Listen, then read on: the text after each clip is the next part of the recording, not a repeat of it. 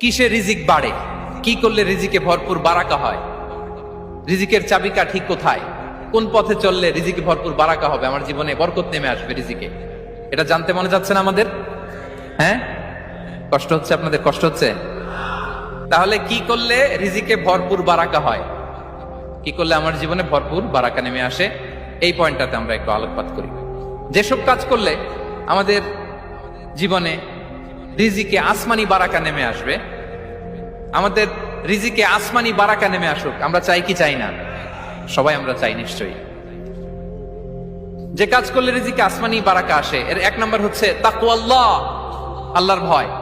আল্লাহ তাআলা বলছেন, ওয়া মাইয়াত্তাকিল্লাহা ইয়াজআল লাহু মাখরাজা ওয়া ইয়ারযুকহু মিন হাইসু লা ইয়াহতাসিব। যে আল্লাহকে ভয় করে, যে আল্লাহ সচেতন, আল্লাহ তাকে মাখরাজ, মাখরাজ মানে কি জানেন? ওই যে এক্সিট লেখা না এদিকে, এই এক্সিটকে আরবিতে বলে মাখরাজ, মানে কোথাও